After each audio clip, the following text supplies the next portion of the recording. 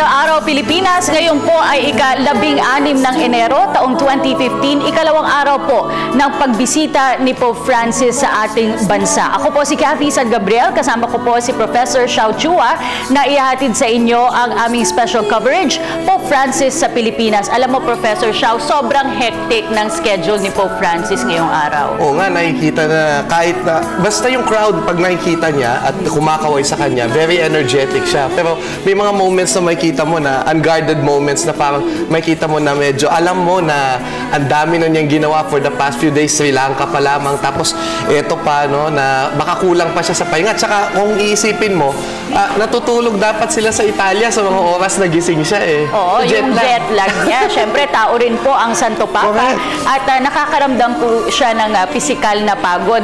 At sa katunayan, siya, no, nung ikalawang araw niya sa Sri Lanka ay kinancel niya yung kanyang isang engagement doon, yung kanyang meeting with the bishops dahil nga sobrang pagod na daw siya. Parang sinasabi kasi na yung mga obispo naman, pwede niyang ma-meet sa Roma anytime, napapatawag naman niya. Pero ang mga hindi niya kinakancel na mga events, yung mga makikita niya yung mga tao. Pero ang maganda doon, ayon nga sa isang press briefing ng Vatican officials kagabi sa Diamond Hotel, humuhugot daw ng energy si Pope Francis sa mga Pilipino nung nakita niya yung mga ngiti, yung kasiyahan na talagang sumalubong sa kanya sa pagbaba pa lang niya sa eroplano. Pero totoo naman din yun na talagang kahit na tayo ay nagsasaya, nakikita natin sa mga videos ng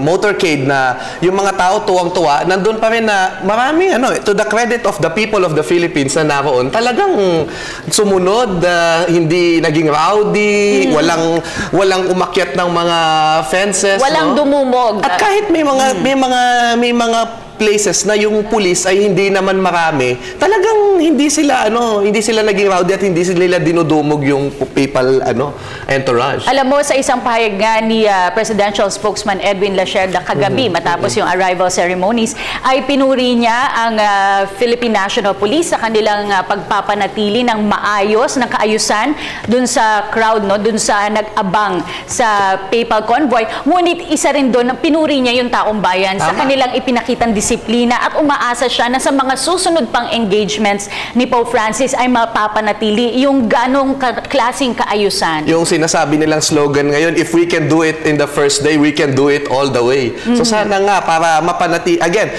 yung nakatulong talaga yung media, nakatulong yung CBCP, yung laging pagpapaalala sa mga tao na ito yung dapat natin gawin, ito yung dapat natin maging decorum. So makikita na nakikinig ang taong bayan, hindi natin kailangan na akala natin lagi matigas ang ulo ng bayan, no? Kailangan magkaroon din tayo ng faith, but also to remind them every time at naging effective yung mga reminders.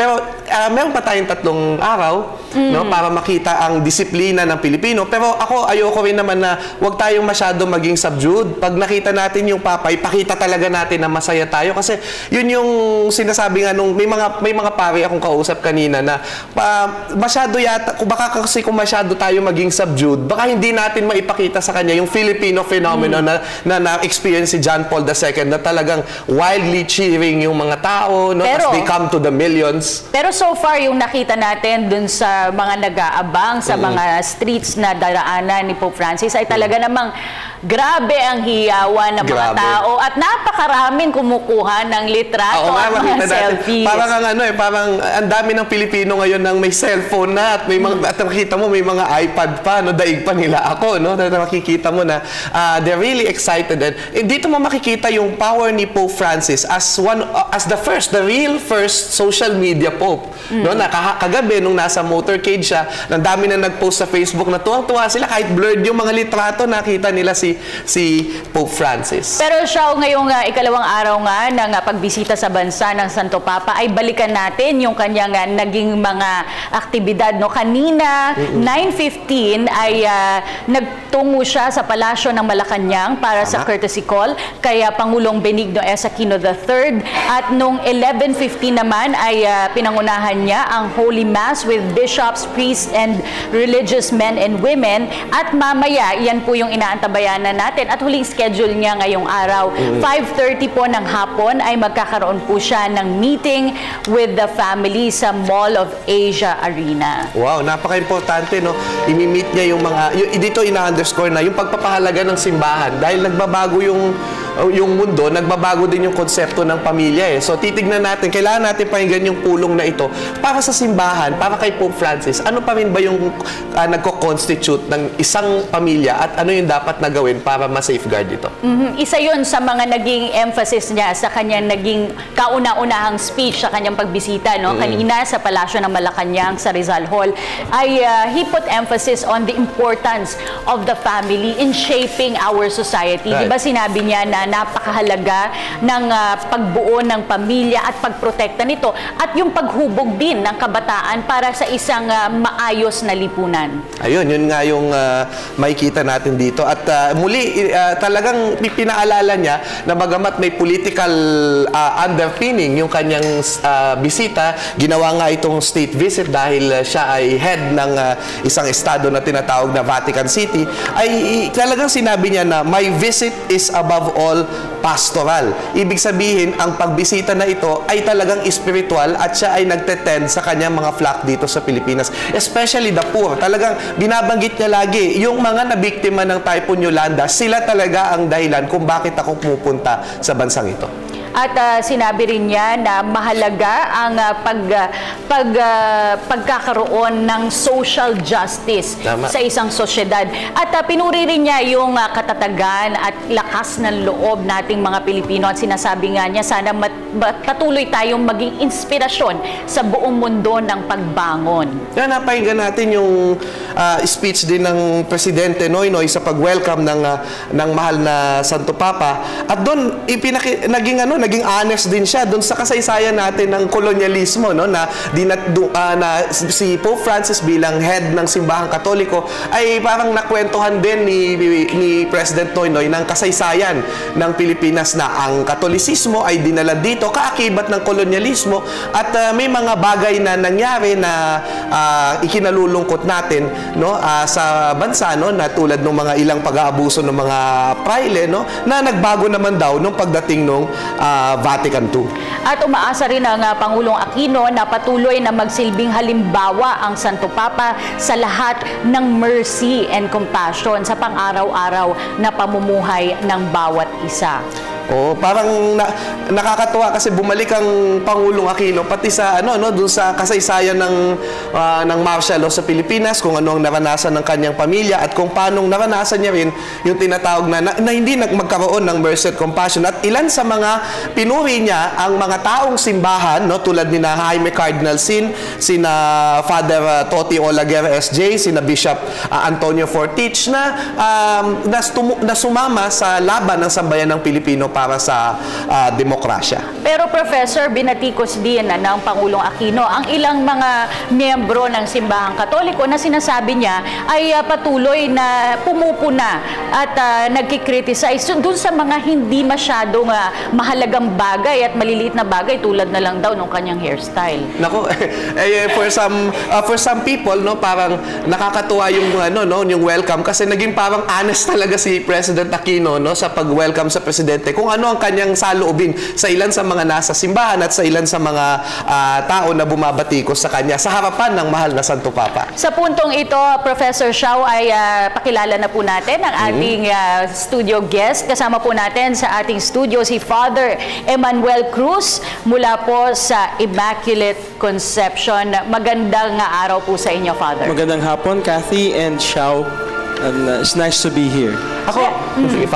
Father, unang-una, reaction nyo po dun sa naging pagsalubong, no? Ayon po sa MMDA, 800,000 to 1 million yung tao na dumulog po kahapon sa iba't ibang mga streets para salubungin at makita lang ang Santo Papa. Ano po ang reaksyon nyo dito?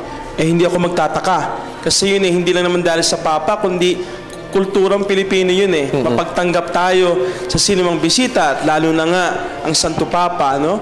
Makikita natin na yung kanyang pagdating dito ay hindi lamang eksklusibong para sa mga Katoliko o sa mga mananampalataya. Lahat ay nahahawa ng kanyang lakas, ng kanyang karisma. Kaya nga ang tawag nga sa kanya ay Supreme Pontiff. Ang ibig kasi ng Pontiff ay tulay. So hindi siya ang pinanggagalingan ng lakas, siya ang nagiging daluyan ng lakas, siya yung nagiging parang conduit. So yun ang tawag natin sa kanya, no? Mula sa Panginoon sa atin sa pamamagitan ni Pope Francis. Masasabi natin na talagang may Pope Mania na ngayon, no? Mas matinding bagyo ito na dumating sa Pilipinas, ano, natalo niya yung bagyong Amang, no? Ama din naman siya, di ba? Ibang klase nga lang na bagyo ang kanyang dinala rito, no? Nagpapalakas ng loob, no? Nagpapatibay ng ating pananampalataya at nagpapalalim ng ating pag-asa. Sa reaction ng crowd, Father, every time na kapag ikaw ay, pag ang Papa ay dumaan, no, tapos makita mo na after na pagdaan ng Santo Papa, yung joyfulness ng mga tao na talagang pagtalikod nila at humarap sila doon sa camera, nakangiti talaga sila, no? Very energized, nagtatalunan, na makikita mo na hindi lang ito nakakita sila ng sikat na tao, na lagi naman nakakakita sila ng sikat na tao sa mga iba't ibang konsyerto malamang, no? Pero yung spiritual, no, na galak at tuwa, yun yung isang makikita natin, and alam naman natin na yung Pilipino ay very spiritual. Sinasabi nga na parang welcome sa isang rockstar yung binigay sa kanya, pero ang pagkakaiba, Xiao, ang rockstar ay natatapos sa kanyang sarili Alam niya sikat siya. Exactly. Pero si Pope, alam niya na siya ay tagapagdala lang ng galak, ng biyaya sa ibang tao, no? Tinuturo niya lagi sa atin ang Panginoon, si Jesus, bilang pinanggagalingan ng pag-asa at nagagalakan na ito. Isinasabuhay niya lamang yung gospel of joy, no? Yun ang kanyang unang apostolic exhortation, no? Kaya yun ang inihahawa niya sa atin, no? Right. Kagalakan. Pero tingnan mo, matagal na tayong joyful people Right. Nagkahawakan tayo, di ba? We are a people of joy. Kahit na tayo ay naghihirap, maraming kalamidad ang ating pinagdudusahan, hindi tayo nawawalan ng dahilan para matuwa, para umasa, no? Para magatid ng saya sa bawat isa, no? Yung si Pope Francis, no? Siya ang tagapagdala at siya din kumukuha mula sa atin ng inspirasyon. Sigurado ako doon, sa ngiti niya lamang makikita mo na nahahawa natin siya ng ating kagalakan bilang isang bansa, bilang isang bayan. Father Manny, dumako po tayo doon sa naging talumpati niya kanina sa Palasyo ng Malacanang. Nabanggit po ni Pope Francis yung patungkol sa 2015 being the year of the poor. Can you tell us more about this, Father? Kasi ganito yung Kathy, no? Sa 2021, ipagdiriwang natin yung 500 years, no, ng anibersaryo ng pagiging Kristiyano ng Pilipinas. Nung dumating ang mga unang conquistadores, sila Magellan, nagpunta rito, no? Ngayon, for 9 years, no, magmula pa ng nagdaang 2 taon, meron tayong preparation, no? 9-year preparation. At sa bawat taon na ito, meron tayong theme at focus, no? Na tinitingnan. Nung nakaraang taon, Year of the Laity. Ngayong taon na ito, magmula nung Advent ng 2014 hanggang sitong 2015, ang ating pinagdiriwang ay taon ng mga dukha, no? Pero hindi lamang dahil nagkataon na siya yung darating si Pope na ang focus niya ay mga mahihirap, pero ito ay matagal ng prioridad ng simbahan. No?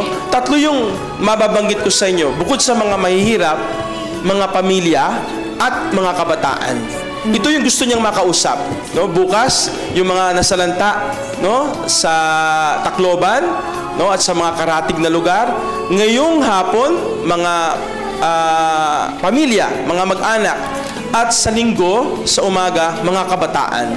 Ito yung mga nasa peripheries na nakikita natin sa lipunan na nangangailangan ng alaga, ng aruga, hindi lamang mula sa simbahan, kundi mula sa lipunan at sa buong mundo. Tama. So, yes.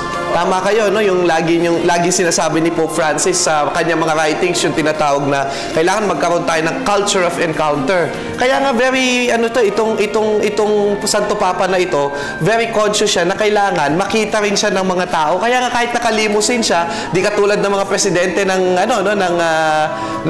Estados Unidos, no, na kapag nakalimusin, talagang nakasarado siya. Kahit nakalimusin, nakabukas at yung nakalawit yung kanyang kamay na kumakaway sa mga tao. Hindi nga limousine yun eh. Parang nakita ko parang Volkswagen lang, di ba? Ang kanyang yung kulay red na Volkswagen na nakabukas ang bintana, kaway ng kaway sa mga tao, gusto silang abutin, no? Siguro nakikita niya lamang na medyo maano ang security, pero alam nyo, ito ang gusto niya, masyadong makatao ito. At mabanggit ko lang na hindi to dahil papa na siya kaya ginagawa niya. Kahit na nung siya ay obispo, no, sa Buenos Aires, katangian niya na pagkatapos ng misa, pagkatapos ng anumang pagtitipon, pumupunta siya sa mga tao, gusto niyang makausap, gusto niyang marinig din sila.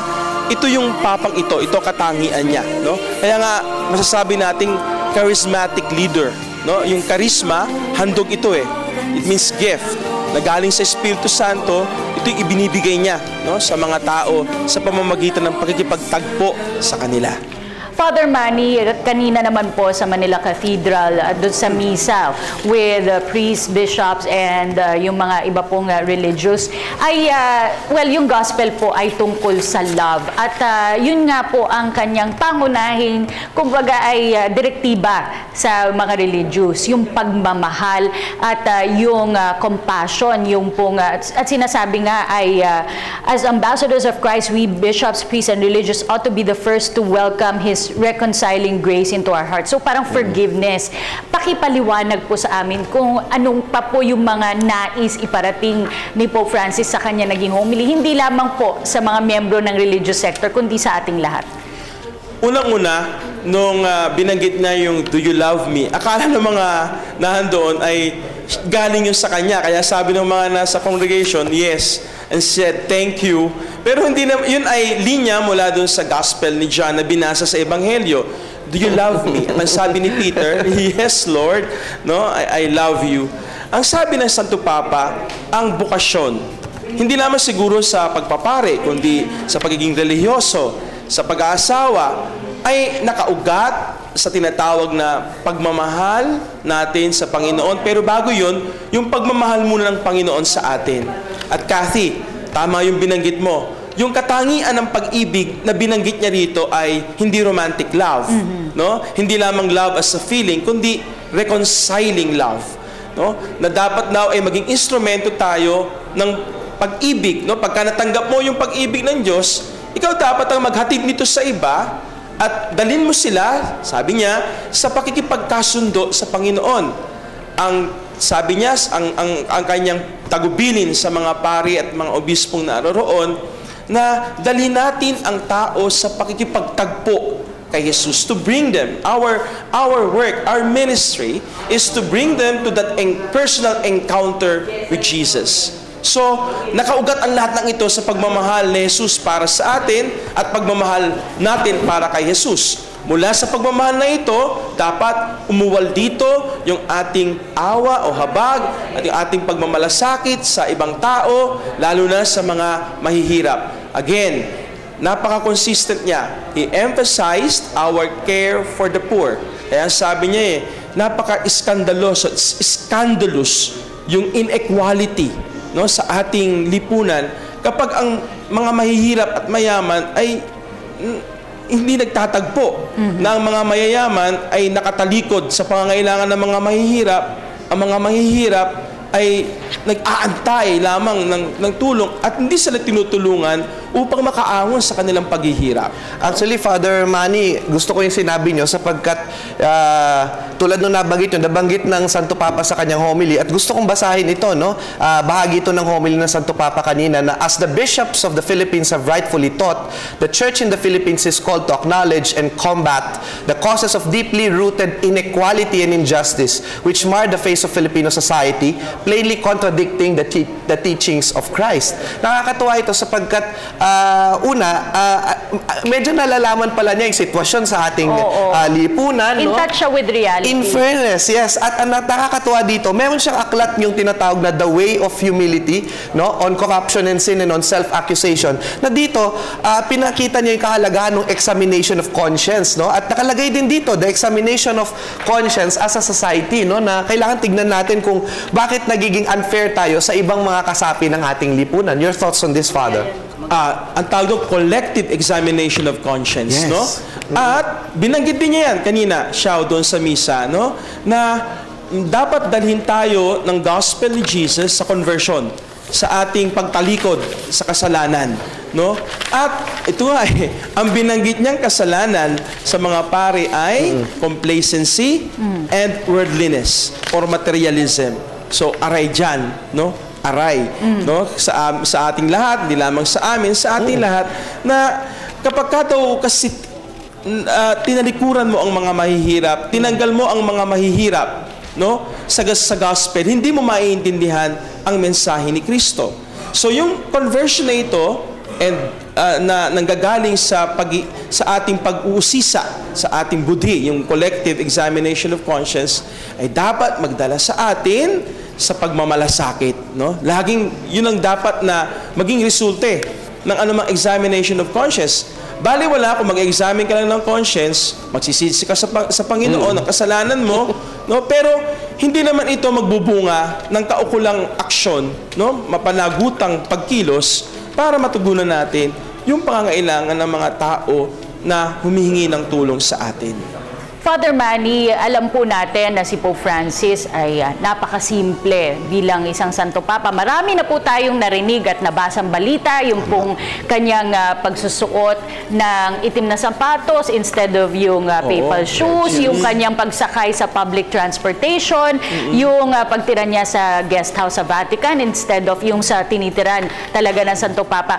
How does this affect yung pong mga pare, yung pong mga miyembro ng religious sector? I mean, syempre po, siya po ang pinuno ng Catholic Church. Ano po ang natututunan ng mga pare, ng mga obispo sa kanya? Kathy, natutuwa kami dun sa ehemplo na ipinakikita sa atin ng Santo Papa, yung kanyang pagiging payak o simple. Pero at the same time, natatakot din kami. Dahil siya ngayon na magiging parang paradigm na natin, no? Yung benchmark para sa mga nagtatrabaho sa simbahan, no? Na kailangang bumalik kami doon sa pinakabatayan, the basics. Kaya kung tatawagin siya ay radikal, oo, radikal. Kasi ang ibig sabihin ng radical, radix, ay ugat. So yung pinaka-ugat, no? Kung bakit si Kristo ay naging mabisa na sakramento ng pag-ibig ng Diyos para sa atin dahil nabuhay si Kristong mahirap at payak kasama natin.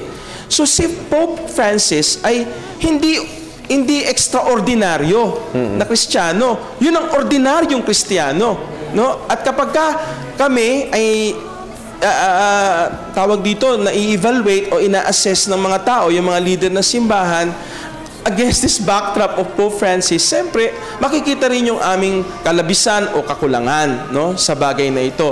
Kaya nga he gives inspiration, at the same time, no, it's frightening, no, for us.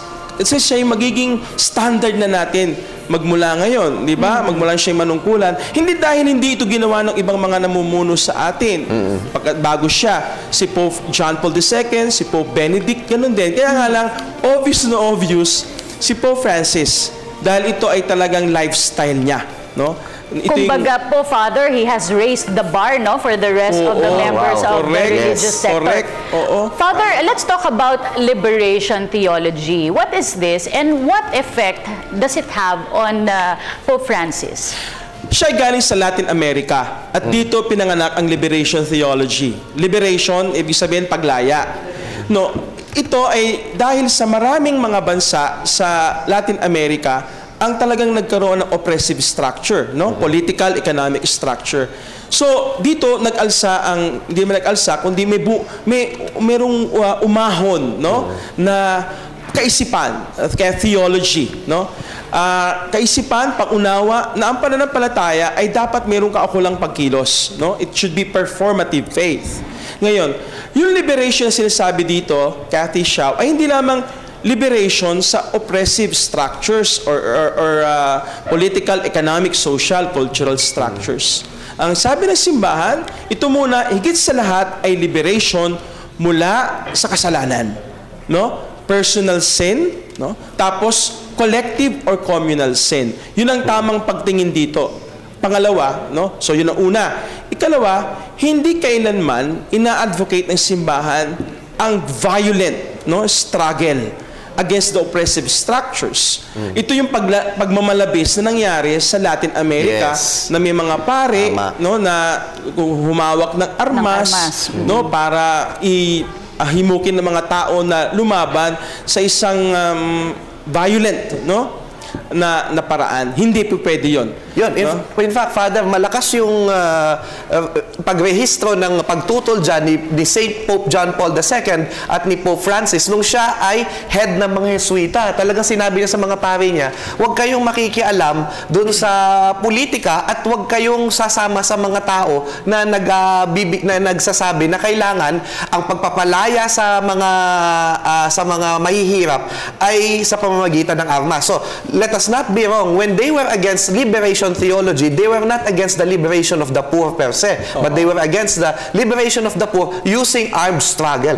And Marxist analysis na tinatawag, na kinakailangan magkaroon ng clash between the poor and the rich, the powerless and the powerful para magkaroon ng isang pagbabago. Hindi iyon ang ina-advocate ng simbahan, kundi isang mapayapang pagbabago. Kamukha ng nangyari sa Pilipinas. Hindi tayo naging madahas doon sa ating 1986, no?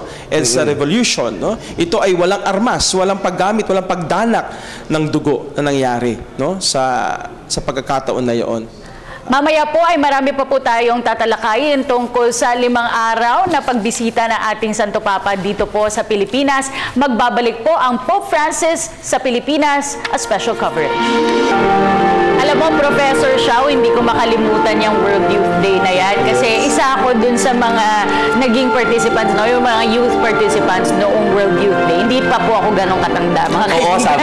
Ibig sabihin, napakabata mo pa kasi bata ka noong 1985. Kasi ako grade 4 ako noon. Nanonood lang ako sa telebisyon ng mga coverages na ginagawa din dito. Balikan po natin yung naging courtesy call ni Pope Francis kaninang umaga sa Palasyo ng Malacanang. Ito po ay, gaya nga po ng ating nabanggit, bagamat ito ay isang apostolic visit, state visit din po ito. Ibig sabihin po, ito ay opisyal na pagbisita ng isang head of state sa ating bansa. Alam mo, iba-iba kasi yan siya. Merong state visit, may working visit, may official visit. Nagkakaiba lang yon dun sa mga protocol at pati yung kasi kung sino yung sasagot ng gastos. At level of security din.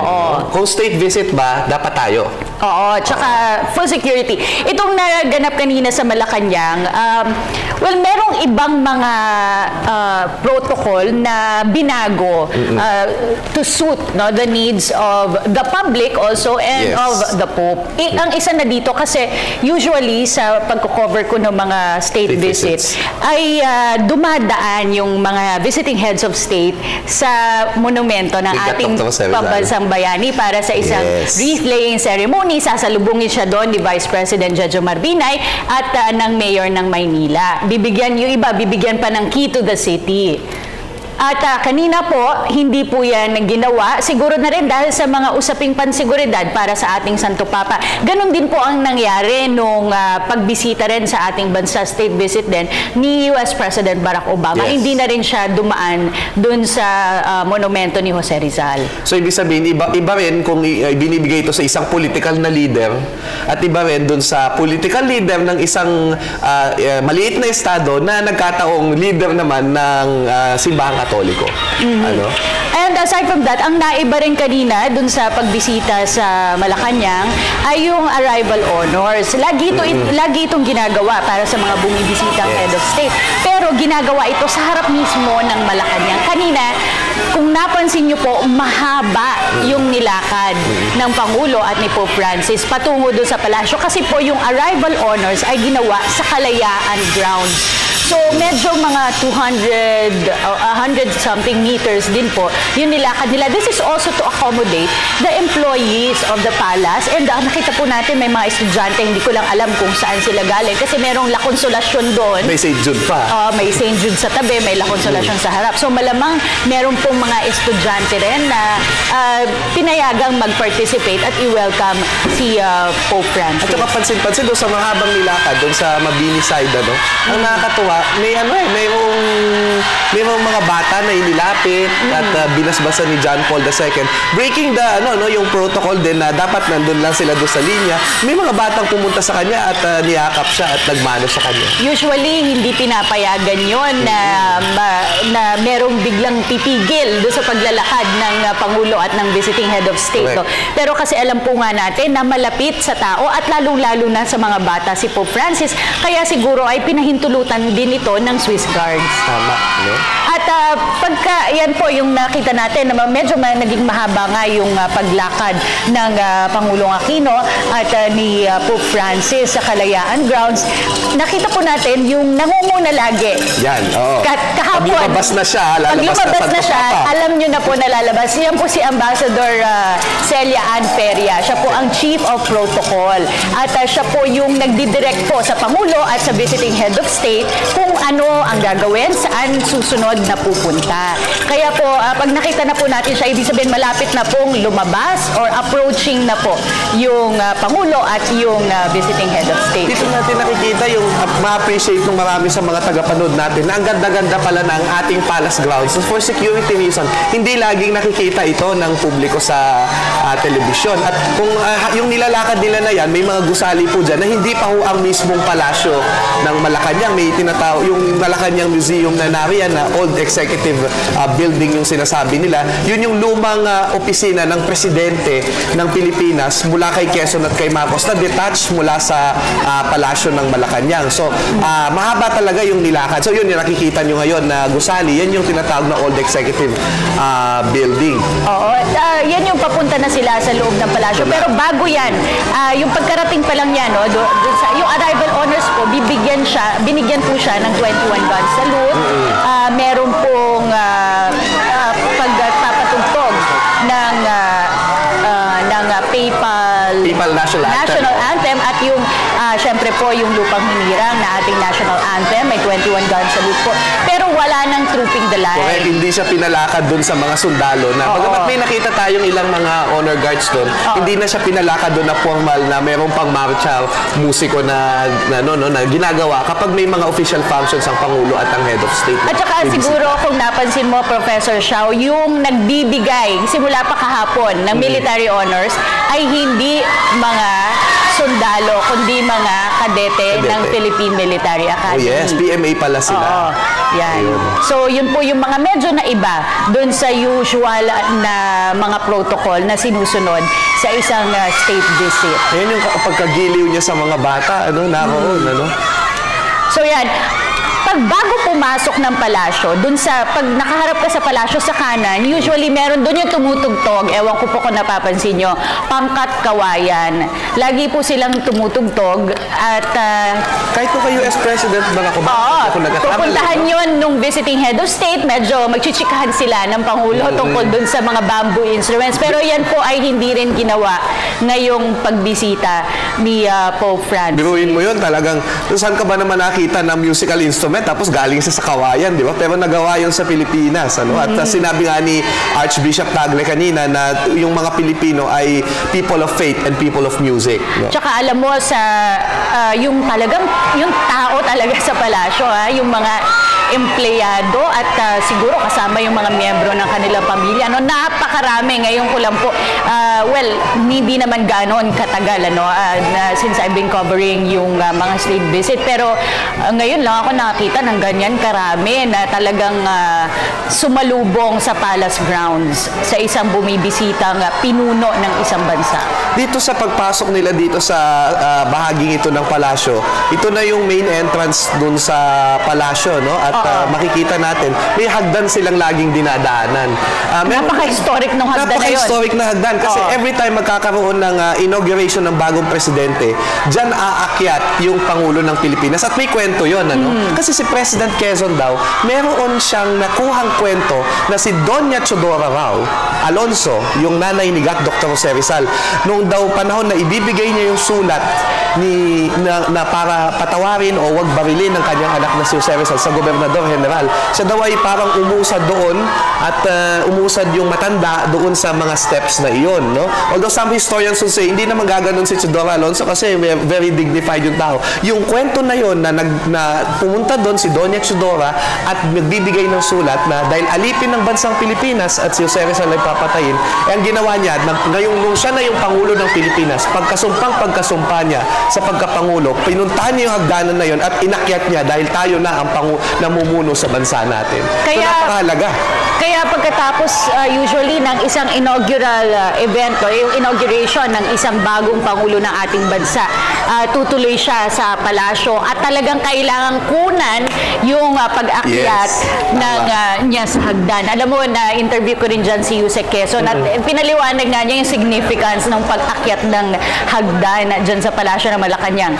Ayan, kasama rin po yan sa kasama sa tradisyon ang bibigay ng pagpupunan sa tuwalya at pag-inom ng tubig. Hindi ko nga alam kung ako yung naghahawak ng ng panyo na yan, malamang itinago ko na yung panyo. Pero baka meron silang pinaglalahanan yan, Okay, sunod po dyan ay aakyat sila at magpipirma po o pipirma ang visiting head of state sa guest book ng Malacanang Palace. Yan po yung sinasabi natin kanina pa na pag-akyat doon sa stairs.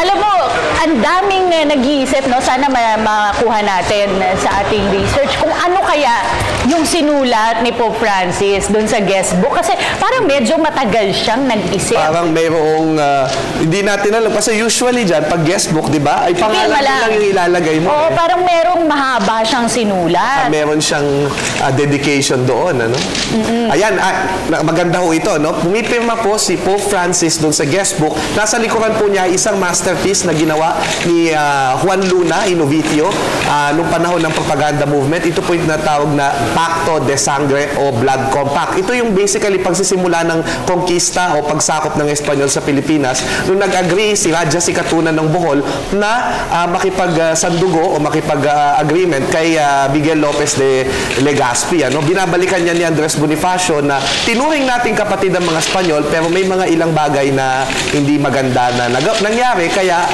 magre-revolution tayo. Kaya naman pala mahaba. Mukhang meron na ngayon na isang buong pahina talaga ang inilalaan na doon sa guest book. Buong pahina talaga yung inilalaan. Actually, nandun sa Malacanang Museum. Open po yan sa public. Yes. Yung Malacanang Museum, nandun naman po, naka-display doon. At malamang yan din, sa mga susunod na panahon, mailalagay din yan sa Malacanang Museum. Nandun po yung guest book naman nung bumisita sa ating bansa, si Pope John Paul II. Basta, kapag gusto niyo pumunta sa Malacanang Museum, 1 month in advance po yung booking dyan for security reasons. So, bago kayo pumunta. Pero kahit sino po maaaring magpunta doon, kailangan lang po ay iset niyo po yung appointment. Ayan, medyo matagal. So, I'm wondering kung ano kaya ang sinulat ng Santo Papa sa kanyang nilagay dyan sa guest book. Maaari ding ako nag-i-speculate lang. Nahirapan siya kasi yung pag-i-Ingles ay hindi niya ito laging ginagawa, Kasi ang talagang wika niya, Italiano at saka mas Espanyol, Alam nyo, medyo subdued lang si Pope Francis sa kanyang mga speeches, although lumabas ito sa homily na nagtataas siya ng kamay kung minsan. Pero once na sa Spanish niyo siya narinig, tapos mabasa niyo yung mga translation at sa Italian, very, very eloquent, nagjo-joke pa siya, But remember, talagang alam natin yan na kapag sa ibang wika mo ginagawa, minsan nawawala yung humor mo, nawawala yung passion mo, kasi nga, nahirap. it's a struggle. Pero for taking hindi kasi katulad si John Paul II kasi ang dami niyang alam na wika talaga eh. Pero ito, makikita mo na nag-e-effort si Lolo Kiko, si Kuya Francis natin sa kanyang pagbisita ngayon sa Pilipinas. Sa katunayan nga, dahil nga alam niya na ang mga lengguwahe na mas alam naiintindihan nating mga Pinoy ay Tagalog tsaka English. Talagang sinabi na weeks before his visit here ay talagang nagpa-practice na talaga.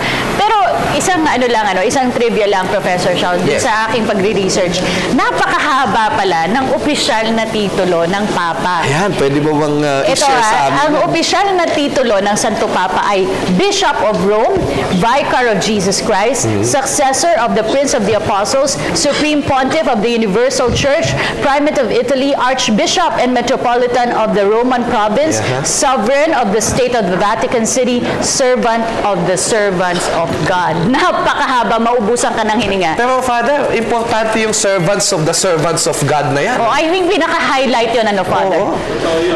Pero, pagka-pirma siya, Francis. No? Ganun lang. Kahaba-haba ng mga titulong nabanggit mo, Kathy, pero ang kanyang pirma, Franciscus. Ay, hindi nga niya ginagamit kasi usually ang mga papa, Benedictus Pipi, Johannes Paulus Pipi, pero siya, Franciscus lang. Meron nagsabi sa akin na hindi niya talaga gustong gamitin officially or hindi naman sa pero hindi siya nagpapatawag ng Pope, kundi ang kanyang unang pakilala sa kanyang sarili, yung sa Petrine Ministry, yung kanyang speech, Bishop of Rome. That's correct. Tama yan, Professor Shaw. Ano yung kahalagahan nun? Yung Bishop of Rome kasi, ito yung nung unang mga panahon, sabihin hanggang mga ilang centuries na yan, tandaan nyo na nauna ang Kristyanismo sa Jerusalem. From Jerusalem, ang mga apostol natin ay nag-iba-iba na ng mga direksyon. Pero si Peter, dahil siya ay pinuno ng college ng mga apostol, ay pumunta ng Rome. Doon siya namatay kasama ni Paul, Sila'y pinatay doon. Kaya napakahalaga ng lugar ng Roma para sa atin. Kaya lahat ng mga naging obispo o naging pinuno ng simbahan ng Roma, from then onwards, ay nagkaroon ng mahalagang papel sa ating pangkalahatan o Universal Church. Kaya nga, itong pagiging Bishop of Rome, ito ang ine-elect ng mga kardinal. Tanging yung Bishop of Rome na yan, ang nag-e-elect ay mga parish priest sa Roma. At yung mga parish priest sa Rome, ang tawag, yung mga titular ay cardinal. So bawat cardinal, pag siya'y na-elevate doon sa posisyon na yon, binibigyan siya ng titular parish doon sa Roma. Pag namatay ang Santo Papa, magsasama-sama ang mga parish priest na ito, called cardinals, to what is called conclave, at mag-e-elect sila ng Bishop of Rome. Kaya ang pinakamahalagang simbahan ay hindi St. Peter's Basilica, kundi yung katedral ng obispo ng Roma, yung natawag nating St. John Juan de Laterano. Yes, tama. Father Manny, ito kahapon pinagdidiskusyon na namin ni Professor Shaw. Ano po ba yung pagkakaiba ng Vatican sa the Holy See? Ayan. Pareho, pag sinabi kasing Vatican, yun yung lugar. Vatican is one of the hills, major hills in Rome. At doon, nakalagay ngayon, tumitira ngayon ang Santo Papa. Yung Holy See represents yung office na pinamumunuan niya. The Holy See is the governing institution of the Catholic Church. Pag sinabing, kasi yung SEE, C, ang ibig siya upuan, the Holy See. And the Holy See is the see of the Bishop of Rome. Kaya nanggagaling sa Bishop of Rome ang pagtatalaga ng ibang mga leader natin sa iba't ibang mga dioceses or archdioceses. Dahil yung Bishop of Rome sa atin ay mahalaga ang katungkulan. Kung mapapansin ninyo sa kanyang mga kanina si Cardinal Tagle, nung siya ay magbigay ng Thanksgiving message sa Santo Papa pagkatapos ng misa, ang sinabi niya ay yung pangunahing tungkulin ng ating Santo Papa bilang Bishop of Rome is to confirm the faith of his brothers. Sapagkat yun ang ibinigay na tungkulin ng ating Panginoong Jesucristo kay Pedro bago siya mamatay. Ang sabi niya, confirm your brothers. So pumunta si Pope dito bilang Bishop of Rome, confirming his brothers and sisters. Tayo yun at ang mga pinuno natin. Father Manny, di ba kayo nilalamig dyan sa Roma? Live quote po kayo mula sa Roma. Nakikita niyo St. Peter's Basilica sa... Joke lang. Sige, Miss Cathy. Hindi, Father, kung gayon po na yung Holy See ay yung simbahan at yung Vatican yung lugar, bakit po ang tawag sa mga ambassador natin ay ambassador to the Holy See? Tama. Siya yung to the Holy See, yun ang gobyerno natin. Pero bakit hindi, hindi ambassador pero to the Vatican Vatican City po yung sana? state. The Vatican State is the name of the country, na the smallest, tama ba? The smallest state. Pero yung Holy See is like the government. Ang gobyerno natin, the Holy See is made up of the Pope as like the head, and then he has cabinet members, helping him. Yung tinatawag nating Roman dicasteries. Yung mga, kumbaga sa atin, mga department heads, ganon. So, it is to the Holy See, or ngayon kasi interchangeable na, hindi ba? Pwede mo nang sabihin to the Vatican. Kaya may halimbawa, nagsalita na ang Vatican, tapos na ang usapan. Alam nyo, diba?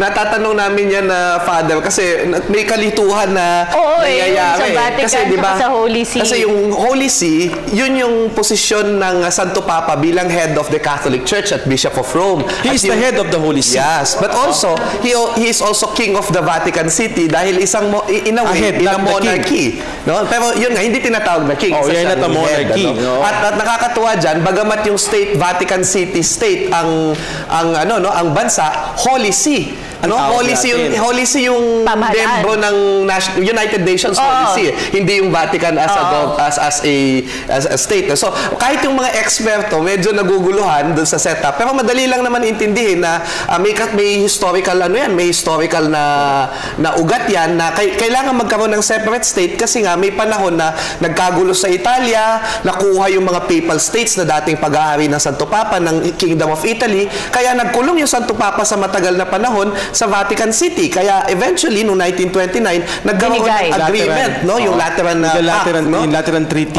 Yung Concordat na nagsasabi na kikilalanin ng Vatican ang Kingdom of Italy, pero si Benito Mussolini, diktador ng Italy, ay ibibigay itong ilang hektarya lamang na navigatable into 40 minutes na bansa na tatawagin Vatican City, they will live in harmony. But still, the Bishop of Rome, the Pope, remains as the Bishop of that city. At mabanggit ko lang na hindi laging nakatira sa Vatican ang Santo Papa. Right. Noong mga panahon na yon, ang unang tinirhan ng Papa ay Lateran. Yung tinatawag na Lateran Apostolic Palace. Pagkatapos ng Avignon Papacy, siguro mapapaliwanag ni Professor Xiao yan, Historian sa kasaysayan, ay bumalik ang Santo Papa pero tumira na sa Vatican. Kaya sa Vatican siya nakatira. Pero maaaring tumira yan sa ibang lugar, pero Holy See pa rin yun. Yung Lateran Palace, kahit anong upuan niya ay Holy See. Actually, nakakatuwa kasi yung Archbishop of Manila, tinatawag ding See of Manila yon. Tama. So yun pala yung See, hindi siya kita. Upuan pala yung sede. Sede. Kaya pagka ang Papa ay namatay, bakante ang Holy See dahil wala siyang pinuno. Yun yung sede vacante na tinatawag. Ibig sabihin, kahit sinong Papa ang maupo dyan, pag namatay yung Papa, the seat remains at dapat i-fill up. At makikita mo na nag-iiba yung coat of arms. Right. Nawawala na yung coat of arms nung namatay na Papa. Ang pumapalit, meron silang yung parang umbrella na merong yung payong. Yung payong, bakante ang Holy See. Nabanggit niyo po yung coat of arms. Can you please explain, Father, ito pong napili ni Pope Francis na kanyang simbolo, Yung meron po sa baba na star, unang-una. Ano po yung simbolismo nun? Merong si sa Maria kanan. yun Yes, si go Maria, ahead, Father. parang tatlong bagay ang makikita nyo sa kanyang, kung ako hindi nagkakamali. Una, yung simbolo ng ating Panginoon, yung kanyang banal na pangalan, yung IHS. Tapos yung star, si Mary yun. Tapos, meron pang isang symbol referring to Saint Joseph. So, yung tatlong, yung Holy Family. Pero, yung kanyang napiling motto ay Miserando atque eligendo. Ano pong ibig sabihin nun, Ayun. Father? Ito ay nanggaling sa sermon ni Saint Bede, no, who was commenting on the call of Matthew, no, sa gospel, no, na sinabi niya, si Matthew makasalanan, miserable, pero pinili ng Diyos. So kaya ito yung kanyang nagiging talagang parang laging parang kumbaga sa hashtag, yung personal na hashtag ng Papa no? Mercy. No? Kinakaawaan laging tayo because hindi mo naman, you cannot demand mercy. You cannot demand forgiveness. Ibinibigay sa iyo bilang biyaya. So ang tingin niya dito ay biyaya na tinatanggap lang natin, no? Pero sa kabila nito, pinili tayo, eligendo, no? Sa kabila, kaya walang makapagmamalaki na kaya ako pare, kaya ako papa, kaya ako magaling na dahil magaling ako. Kundi pinagtiyagaan ka ng Diyos. Sa kabila ng lahat ng kakulangan mo, ako bilang pare, pinagtiyagaan din ako ng Diyos. Actually, touch ako doon sa motto na yun sapagkat yun na nga, kahit sino sa atin ay pwedeng piliin ng Diyos kahit tayo'y makasalanan. And in fact, ang dami-daming ang sinasabi ni Pope Francis na siya ay isang sinful person in many ways because lahat tayo ay nagkakasala pero pinili tayo ng Diyos. But walang sense of entitlement. Yes, walang sense na pero ito ang malinaw kay Pope Francis. Lagi niyang sinasabi sa kanyang aklat, no? Yes, I'm a sinner, but no, I'm not corrupt. Yun yung dapat nating ipakita na tayong lahat ay makasalanan, pero meron tayong dapat iwasan. Ito yung pagkalulong sa kasalanan sa pagiging corrupt at inaagrabyado natin ng ibang tao. Naku po, marami pa po tayong pag-uusapan, pero magbabalik po tayo dito sa special coverage ng PTV4, Pope Francis sa Pilipinas. At mamaya, inantabayanin natin, ganap na 5:30 ng hapon ay magtutungo po ang Santo Papa sa MOA Arena, SM Mall of Asia Arena, para naman po sa meeting with the families. Yun po ay hindi po bukas sa publiko. Pwede po, kung gusto nyo, sa labas or dun sa PayPal route para makita nyo po ang Santo Papa. Dahil yun po ay ticketed. 17,000 po ang pinayagang makasama ang Santo Papa sa loob po ng arena. Ito po yung mga dinistribute sa iba't ibang mga parish sa bansa at maging sa ibang Catholic schools. Kasi dun sa Catholic school, yung eskwelahan ng anak ko, inoferan kami na pumunta. Hindi lang ako nakapunta dahil alam ko magtatrabaho ako ngayong araw. Nakakatuwa kasi yung tradisyon na yan na may mga meetings din sa malalaking Coloseo, ginawa din yan noong 1981 kay John Paul II nung tumungo siya dito sa Pilipinas. Nagkaroon siya ng pagkakataon na ang pinulong naman niya doon mga professionals, teachers, doctors, yung mga professional na na tumungo sa Araneta Coliseum at nagkaroon nga ng event doon. Natuwang-tuwa si John Paul II kasi at that time yung pa yung pinakamalaking indoor arena sa buong mundo at sinabi niya na itong Araneta Coliseum is the Coloseo of papal events. Yun yung kanyang sinabi nung mga panahon na yun. At ngayon, SM, The Arena ang kanyang pupuntahan. At pero yung isa sa mga in-emphasize ng ating simbahang Katoliko na bagamat maganda na i-welcome natin si Pope Francis sa ating bansa, ay wag po nating kalilimutan yung essence ng kanyang pagbisita dito. At dapat isentro pa rin natin hindi sa Pope as a personality, but dahil siya ay kinatawan ng ating pananampalataya, siya ay simbolo ng Jesus at yung parang siya ay pastol sa kanyang mga tupa. Tayo yon, yung mga miyembro ng simbahang Katoliko. Father, your reaction? Tama. At maibalik ko lang yung discussion sa Bishop of Rome na yun ang pangunahing tungkulin din. Isa sa mga pangunahing tungkulin ay to guarantee the unity of the church. Yung pagkakaisa. Kaya siya ay all-inclusive siya. Ayaw niya na mayroong nasa labas o iniitsipwera. Ayaw niya yan. And even in that unity, mahalaga din sa kanya yung diversity. No? Hindi uniformity. Bagamat sa ating doktrina, sa ating mga katuruan, nagkakaisa tayo. Pero sa pagpapahayag nito, ang ating pananampalataya, ginagalang niya ang pagkakaisa, ang pagkakaiba no, diversity. Dapat nga irespeto raw natin. Kaya yun ang naging reaction niya doon sa nangyayari ngayon sa Europa, lalo na sa France, na we have to respect yung pagkakaiba sa pananampalataya, no? Hindi dapat umabot sa dahas yung ating mga pagkakaiba. No? Kaya tama ka doon, Kathy, na narito siya para sabihin sa atin na dapat tayong magkaisa bilang isang simbahan, bilang isang bansa, no? Ang ating pagkakaiba ay alagaan natin, mahalaga iyan, at dapat igalang din natin ang bawat isa. Father, tumutungo na tayo doon sa diskusyon doon sa ano, no? Ako naniniwala ako na lahat ng mga tinuturo ni Pope Francis sa mga nababasa ko sa kanyang mga naging homilies bilang Cardinal Bergoglio, no, ay dalawa ang itinuturo niyang culture. Una, yung culture of dialogue, pangalawa, yung culture of encounter. At sa pagiging pastol ni Pope Francis, mahalaga sa kanya yung tinatawag na culture of encounter.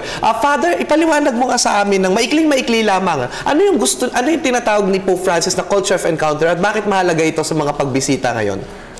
Professor, kailangan balikan natin yung Vatican II.